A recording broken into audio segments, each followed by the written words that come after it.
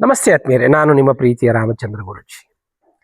ಆತ್ಮೀಯರೇ, ನಾವೆಲ್ಲ ಡಿಪ್ರೆಷನ್ಗೆ ಹೋಗೋದು ಅಥವಾ ಮಾನಸಿಕವಾಗಿ ಕುಗ್ಗೋದು ಮುಖ್ಯವಾಗಿ ಒಂದು ಕಾರಣಕ್ಕಾಗಿ.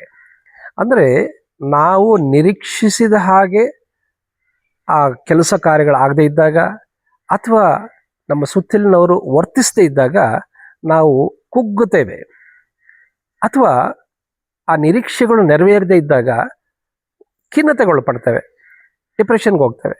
ಇದಕ್ಕೆ ಕಾರಣ ಏನು ಅಂತಂದರೆ, ನಾವು ಬೇರೆ ವ್ಯಕ್ತಿಗಳ ಬಗ್ಗೆ ಅವನು ಹೀಗೇ ಇರಬೇಕು, ಅವನು ಹೀಗೇ ನನ್ನ ಜೊತೆ ಮಾತಾಡಬೇಕು, ಇಂತಹ ಸಹಾಯಗಳನ್ನೇ ಮಾಡ್ತಿರ್ಬೇಕು ಅಂತಕ್ಕಂಥ ಒಂದು ಪೂರ್ವಾಗ್ರಹ ಪೀಡಿತ ಕಲ್ಪನೆಗಳನ್ನು ಮಾಡ್ಕೊಂಡಿರ್ತೇವೆ.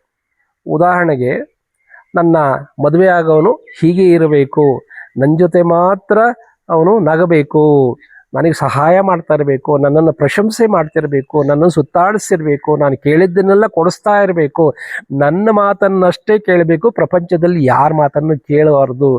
ಈ ಥರ ಪೂರ್ವಾಗ್ರಹ ಪೀಡಿತ ಒಂದು ಕಲ್ಪನೆಗಳಿದೆಯಲ್ಲ, ಆ ಹೆಣ್ಣು ಮಗಳಿಗೆ ಅದು ಅದರಿಂದ ತೊಂದರೆ ಆಗ್ತದೆ. ಯಾಕೆ ಅಂತಂದರೆ, ನಾವು ನಿರೀಕ್ಷಿಸಿದ ಹಾಗೆ ಎಲ್ಲವೂ ನಡೆಯೋದಿಲ್ಲ.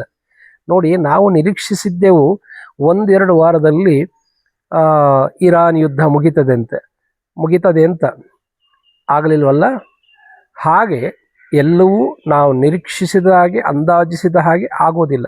ಹಾಗಾಗಿ ಇಲ್ಲಿ ಏನು ಹೇಳ್ತಾ ಇದ್ದೀನಿ ಅಂತಂದರೆ, ನಿಮ್ಮ ಎಕ್ಸ್ಪೆಕ್ಟೇಷನ್ ಇದೆಯಲ್ಲ, ಯಾವುದೋ ಕೆಲಸದಿಂದ ಅಥವಾ ವ್ಯಕ್ತಿಗಳಿಂದ ಅಥವಾ ಇನ್ಯಾವುದೇ ಒಂದು ಘಟನೆಗಳಿಂದ ಅದನ್ನು ನೀವು ಆದಷ್ಟು ಕಮ್ಮಿ ಮಾಡ್ತಾ ಬಂದರೆ ನಿಮಗೆ ಅದರಿಂದ ಯಾವುದೇ ಒತ್ತಡ ಆಗೋದಿಲ್ಲ, ಯಾವುದೇ ರೀತಿಯ ಮಾನಸಿಕವಾಗಿ ನೋವಾಗೋದಿಲ್ಲ.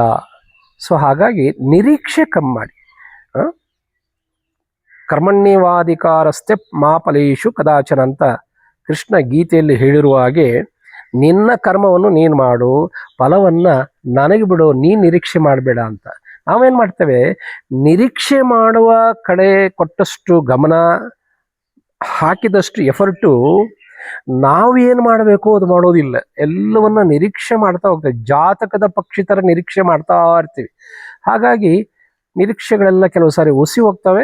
ಹಾಗಾಗಿ ನಾವು ಕುಗ್ಗುತ್ತೇವೆ ಮಾನಸಿಕವಾಗಿ. ಹಾಗಾಗಿ ಯಾರಿಂದನೂ ಏನೂ ನಿರೀಕ್ಷೆ ಇಲ್ಲ, ನಾನು ನನ್ನ ಕೈಲಿ ಯಥಾಶಕ್ತಿ ನನ್ನ ಕರ್ಮವನ್ನು ನಾನು ಮಾಡ್ತೀನಿ ಅಂತ ಮಾಡ್ತಾ ಹೋಗಿ, ನಿರೀಕ್ಷೆ ಇಲ್ಲದೆ ಇದ್ದರೆ ಏನು ಬರುತ್ತೋ ಅದು ನಿಮ್ಮ ನಿರೀಕ್ಷೆಗೆ ಮೀರಿದ್ದಾದ್ದರಿಂದ ನೀವು ಖುಷಿ ಆಗ್ತೀರಿ. ಅದು ಪರೀಕ್ಷೆ ಇರ್ಬೋದು, ಅಥವಾ ನೀವು ಏನೋ ಒಂದು ವೃತ್ತಿ ಪ್ರವೃತ್ತಿಗಳಿರ್ಬೋದು.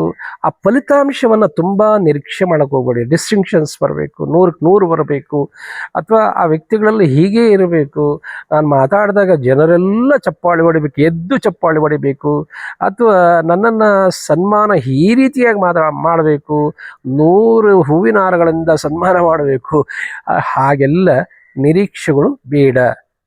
ನಿರೀಕ್ಷೆ ಎಷ್ಟು ಕಮ್ಮಿ ಮಾಡ್ತೀರೋ ನೀವು ಅಷ್ಟು ಖುಷಿಯಾಗಿರ್ತೀರಿ. ನೀವು ಪ್ರಯೋಗ ಮಾಡಿ ನೋಡಿ. ಪ್ರತಿಫಲಾಪೇಕ್ಷೆ ಇಲ್ಲದೆ ನಮ್ಮ ಕರ್ಮವನ್ನು ನಾವು ಮಾಡ್ತಾ ಇದ್ದಾಗ ನಮ್ಮ ನಿರೀಕ್ಷೆಗೂ ಮೀರಿದ ಫಲ ಬರೋದರಿಂದ ನಾವು ಖುಷಿಯಾಗಿರ್ತೇವೆ ಅಂತ ಈ ವಿಡಿಯೋದ ಮೂಲಕ ನಾನು ಹೇಳ ಹೊರಟಿದ್ದೇನೆ. ನಿಮಗೆಲ್ಲ ಶುಭವಾಗಲಿ. ನೀವು ಕೂಡ ಇದನ್ನು ಅಪ್ಲೈ ಮಾಡೋಕ್ಕೆ ಟ್ರೈ ಮಾಡಿ. ಅದರಲ್ಲಿ ನಿಮಗೆ ಖಂಡಿತ ಯಶಸ್ಸು ಸಿಗುತ್ತೆ ಅಂತ ನಾನಾದರೂ ಭಾವಿಸ್ತೇನೆ. ಧನ್ಯವಾದಗಳು.